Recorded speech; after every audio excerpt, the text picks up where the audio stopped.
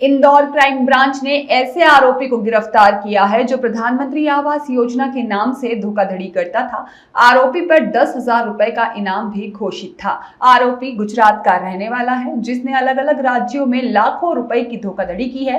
वहीं इंदौर में इसने 82 लाख की धोखाधड़ी की वारदात को अंजाम दिया था। दरअसल 15 से अधिक फरियादियों ने क्राइम ब्रांच को शिकायत दर्ज कराई थी कि एक युवक जिसका नाम जतिन भाई मानिया है, उसके द्वारा इंदौर विकास प्राधिकरण के फ्लैट दिखाकर और उनमें प्रधानमंत्री आवास योजना के तहत फ्लैट दिलवाने का आश्वासन दिया गया था।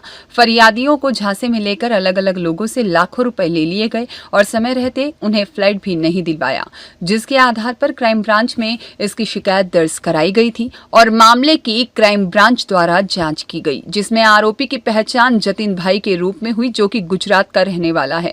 आरोपी लंबे समय से फरार चल रहा था जिसे क्राइम ब्रांच ने गिरफ्तार कर लिया है। क्राइम ब्रांच द्वारा आरोपी पर 10,000 रुपए का इनाम भी घोषित किया गया था। पूछताछ में आरोपी ने बताया कि वह अपना नाम और शहर बदल कर लोगों के साथ धोखाधड़ी करता था। आरोपी ने बताया कि वह OLX के माध्यम से इंदौर में रूम किराए पर लेता था, फिर रूममेट और उसके परिजनों को धोखाधड़ी का शिकार बनाता था। वही धोखाधड़ी का शिकार बनाने वालों को वह बतलाता था कि उसकी द बिजनेस एम्पायर के नाम से कंपनी है और वह सस्ते दामों में प्रधानमंत्री आवास योजना के तहत फ्लैट दिलाने का आश्वासन देता था।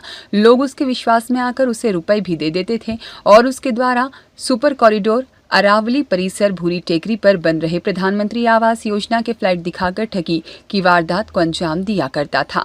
वहीं इसके पूर्व अहमदाबाद में RTO अधिकारी बन लोगों के साथ 10 लाख रुपए की धोखाधड़ी भी इसके द्वारा की गई थी। वहीं नौकरी दिलाने के नाम पर भी 20 लाख रुपए की धोखाधड़ी करना इसने स्वीकार किया है। आरोपी द्वारा अहमदाबाद, मुंबई, गुजरात जैसे अन्य राज्यों में धोखाधड़ी की वारदात करना स्वीकार किया गया है। आरोपी जतिन के खिलाफ 15 से अधिक लोगों ने शिकायत दर्ज कराई थी। फिलहाल अब पुलिस आरोपी का रिमांड लेगी और उससे पूछताछ करेगी, जिसमें और भी खुलासे होने की उम्मीद है। ये घटना हुई थी जिसकी FIR 27/3/25 को हुई थी। घटनाक्रम इस प्रकार से था कि एक व्यक्ति आया जो अपने आप को मुंबई से आना बताया और लेकिन उसने अपने आप को रहने वाला दीपक, जिला बालाघाट का होना बताया और फिर यहाँ पर आकर के उसने धीरे धीरे यहाँ लोकल में एक फरियादी है जिसके साथ ठगी हुई है, उसका नाम है चंदन, इंद्रपुरी कॉलोनी, भंवरकुआं का रहने वाला है। तो उसके साथ धीरे धीरे इसने दोस्ती बढ़ाई और इससे जब दोस्ती हो गई उसकी तो ये साथ में रहने लगे।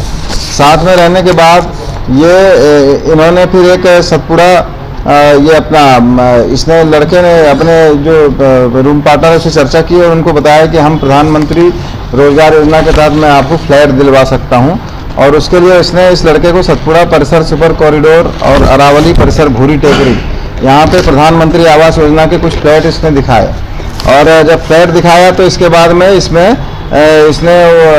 वो उसकी बातों में आ गया और इसको जो है इसने लगभग टोटल 20 लाख रुपए इसने दे दिए। इसके बाद इसने इसी योजना को, जब इसका रूम पार्टनर इम्प्रेस हो गया तो इसी योजना को इसने अपने दोस्तों को भी बताया और इसमें नवीन चौधरी हैं और मोहित बाके, सौरभ पाटिल, गिरीश मेड़ा, ये इस तरह से इन लोगों से भी इसने लगभग टोटल 15-20 लोगों से 82 लाख रुपए इसने टोटल ले लिए। मज़े की बात यह है कि इसने अपना जो आधार कार्ड बताया वो भी इसके पहले ये मुंबई में भी रह चुका है और अहमदाबाद में भी रह चुका है, जहाँ पे अलग अलग नामों से ये रह चुका है।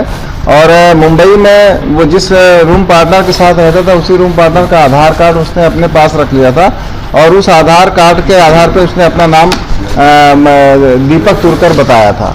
और इसके अलावा पहले वो अहमदाबाद में जब रहता था तब उसने अपना नाम शैलेश उर्फ नीरज पटेल बताया था और इसके और पहले जब वो एक जगह और था तो AK पटेल उर्फ संदीप पटेल, इस तरह से उसने करीब 5 नाम अपने बदले हैं और इसके लिए उसने नाम कंफर्म करने के लिए अपना इन लोगों के वो आधार कार्ड अपने पास रख लेता था और यहाँ पर जब आया तो उसने अपने आप को बालाघाट का रहना बताया। इस तरह से उसने अपनी पूरी पहचान छुपा करके और OLX और 99 एकड़ में अपना ऑनलाइन प्लेटफॉर्म के आधार पर रूम तलाश करना, फिर उनको रूम पार्टनर बनाना और अपनी कंपनी का नाम मैनिया द बिजनेस एम्पायर ऐसा करके बताना और उस पर ये बताना कि ये कंपनी हमारी जो है, जो भी सरकारी आवास है, फ्लैट है, इसको सस्ते दामों में दिलवाना या फिर इसको हम फेवर करके, सरकारी अधिकारियों को फेवर करके हम आपको सस्ते दामों में दिलवा सकते हैं अधिक से अधिक। इस तरह से इनकी बातों में झांसे में आकर यहाँ पर इसने 88 लाख रुपए की ठगी की। इसके पहले भी इसने अहमदाबाद में और मुंबई में भी, अहमदाबाद में लगभग 10 लाख की ठगी करी है और मुंबई में भी इसने 20 लाख रुपए की नगर निगम में नौकरी दिलाने के नाम पे ठगी करी है। और इसके पहले ये सूरत में इसके खिलाफ में आर्म्स एक्ट और पॉक्सो एक्ट के तहत एक प्रकरण पंजीबद्ध किया जा चुका है।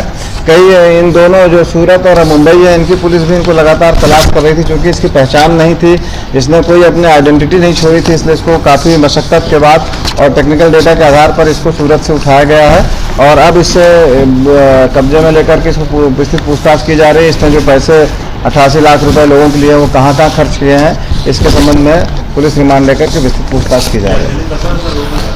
नहीं, अभी ये अकेले ही का करना पाया गया है। अभी इसमें कोई और साथी की लिप्तता की जानकारी अभी नहीं आई है। इसने जहाँ भी ये पैसे इन्वेस्ट किए हैं उन सब की जानकारी ली जा रही है और अब इनके प्रॉपर्टी के सीजर की भी कार्रवाई की जाएगी। सर बताया जा रहा है 3 से 4 राज्यों के लोगों के साथ में धोखाधड़ी की है, क्या कुछ कहा? बिल्कुल सही है। ये अहमदाबाद में भी और ये इवन मुंबई में भी है। मुंबई में जिस दीपक तुर्कर इसका एक कोई इसने रूममेट बना लिया था और बाद में उससे भी उसने पैसे उधार लेने के नाम पे पैसे ले लिए और फिर उसकी मोटरसाइकिल गाड़ी वगैरह खरीद ली और उसी का आधार कार्ड लेकर के वो यहाँ पर जब आया इंदौर में तो उसको अपने आप को इसने दीपक तुर्कर बताया। इस तरह से राज्यों में एजेंट भी बनाएगा इसमें? नहीं, ऐसा अभी एजेंट नहीं बनाया। ये जिसके साथ रहता था उसको भी बेवकूफ़ बनाता था, उसके साथ भी ठगी करता था और उनके साथियों को भी इन्वॉल्व कर देता था ऐसे इन्वेस्टमेंट करने के लिए। सर इसको इंदौर से ही गिरफ्तार किया है या कहीं बाहर से? इसको बाहर से, इसको सूरत